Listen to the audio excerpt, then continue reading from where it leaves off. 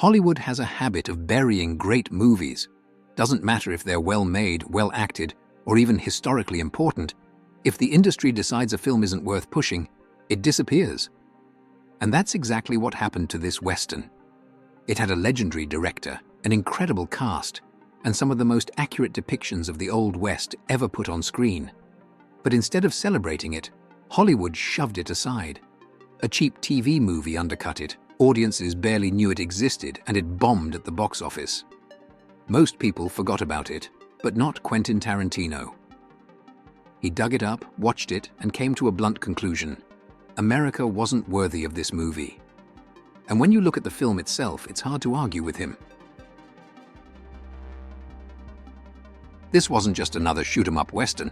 It tackled Geronimo, one of the most complex figures in American history. The film followed his final years of resistance against the US government, leading up to his surrender in 1886. It took its details from real historical accounts, including Geronimo's own words, and the memoirs of US Army officer Britton Davis, played by a young Matt Damon.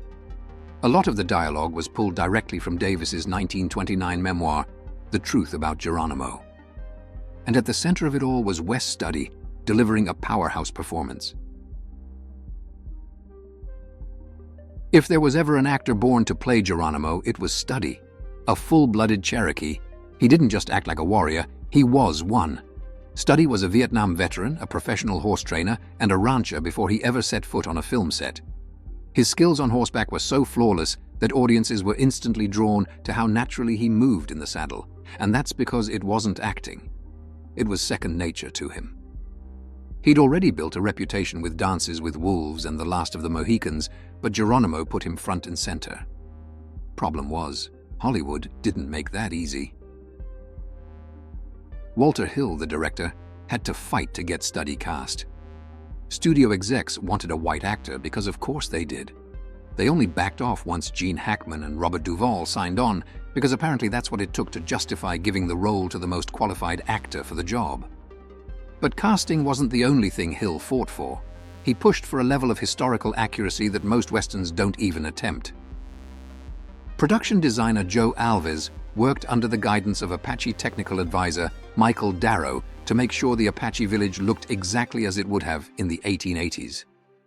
Costume designer Dan Moore recreated cavalry uniforms with a level of detail that hadn't been seen since the silent era. And reenactor coordinator Riley Flynn made sure every soldier on screen knew their drills, their weapons, and their movements.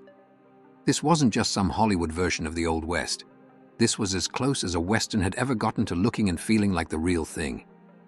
And yet, all that effort was wasted. Not because the film wasn't good, but because it never stood a chance. Just 5 days before its release, TNT aired their own Geronimo movie. It was a made-for-TV film, cheaper, more traditional, and designed to beat Hill's version to the punch. The people behind it defended the move, saying Geronimo's story was too big for just one film, that there was room for multiple versions. "We've got a subject whose life was full enough to warrant several films," they said. Which sounds noble, until you realize what actually happened. They grabbed the audience first, told the story in broad strokes, and made sure when Hill's version came out days later, no one was left to care. Walter Hill later said, "I don't think there are a hell of a lot of movies where you can take basically the same story, show it to 50 million people, and bring yours out a week later and think that you're going to do great." He was right. Geronimo, an American legend, bombed, making just $18 million on a $35 million budget. Critics were mixed. A lot of them dismissed it as slow or unremarkable, and audiences barely gave it a chance.